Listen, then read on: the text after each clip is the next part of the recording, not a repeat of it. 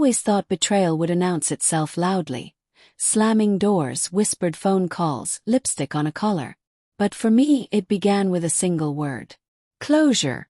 That's what Emma called it. She said it softly, like it was harmless, like it wasn't a bomb she had just dropped in the middle of our life together. We were sitting at the kitchen table, our wedding invitations stacked neatly beside the salt shaker.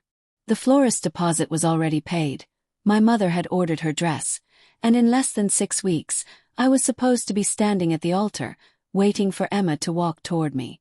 But instead, she stirred her tea and said, "I think I need closure with Daniel before we get married." First I laughed. Not because it was funny, but because it sounded insane. Closure. With your ex. What does that even mean? Emma didn't flinch. She looked me straight in the eyes, as if she had rehearsed this. It means there are things I never got to say to him. Loose ends. If I'm going to marry you, I need to be certain I've left nothing unresolved. My chest tightened. Emma, you broke up with Daniel 3 years ago. You've been with me for 2. If you needed closure, don't you think it should have happened before we got engaged? She sighed, as if I was being unreasonable. It's not about still wanting him. It's about me being at peace. Don't you want me to walk into this marriage without doubts? The irony cut deeper than any blade. She wanted peace, but all I could feel was a storm brewing inside me. The uneasy agreement. I should have said no.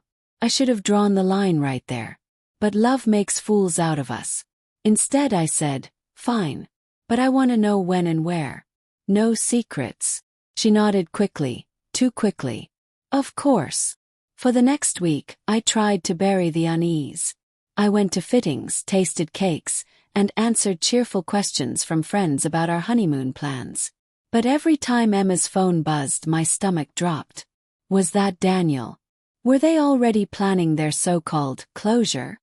Then one evening, I noticed her leaving the room every time she took a call.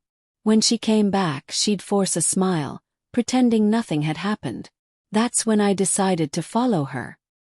The meeting. It was a Thursday night. She told me she was going to meet her friend Lily for dinner. But when I checked Lily's Instagram later, she was posting pictures from a yoga retreat in Bali. My pulse quickened. I waited until Emma left, then got in my car and tailed hers. She drove across town to a quiet Italian restaurant we'd once gone to together. My throat tightened when I saw him waiting outside. Daniel. Handsome. The kind of man who looked like he'd never lost anything in his life. She got out of the car, and the way her face lit up, it wasn't closure. It was longing. I sat there in the shadows, gripping the steering wheel so hard my knuckles turned white, watching the woman I thought I knew laugh at her ex's jokes, lean in closer than necessary, and touch his hand across the table. Closure, my ass. The breaking point. I didn't storm in. Not yet. Something in me needed proof. Words I couldn't twist, actions I couldn't excuse.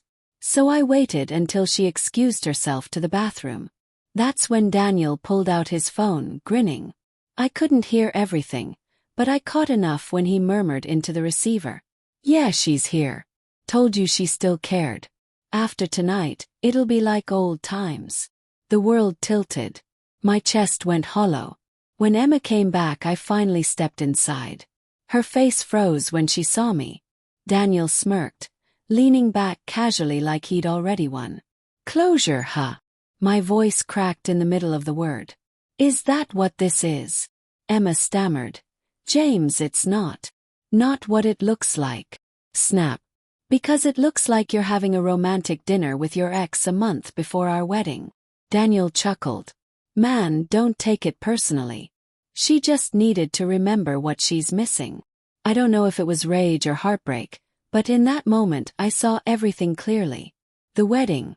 The vows. The promises. They were already ashes. I turned to Emma, my fiancée, the woman who swore she loved me. You wanted closure. You've got it. Because this wedding. It's closed. The days that followed were a blur of phone calls, cancelled bookings, and stunned relatives. My mother cried, my best man cursed Emma's name, and her parents begged me to reconsider.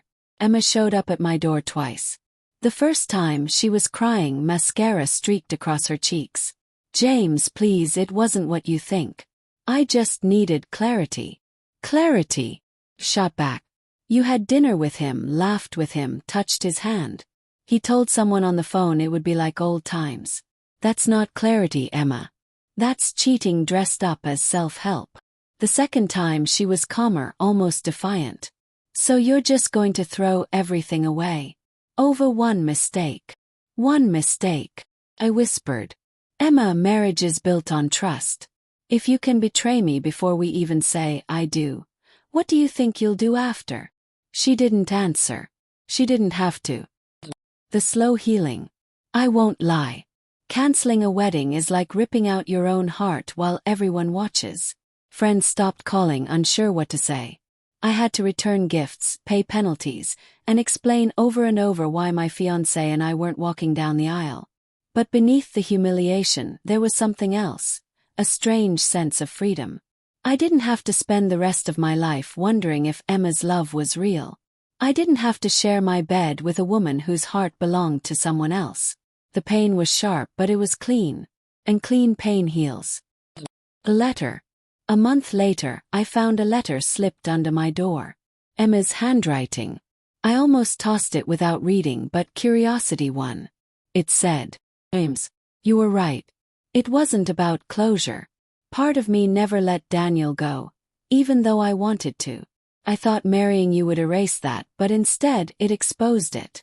I'm sorry I hurt you. I hope one day you'll forgive me. I folded the letter, placed it in a drawer, and never responded. Because forgiveness, I realized, doesn't mean you let someone back into your life. Just means you let go of the weight they left behind. Now, when people ask why I'm not married, I tell them the truth. That my fiancée wanted closure with her ex. And I gave her exactly what she asked for. Closure. Not for her. For me. Because some weddings aren't meant to be saved. Some love stories are meant to end before they begin. And sometimes, the bravest thing you can do isn't walking down the aisle. It's walking away.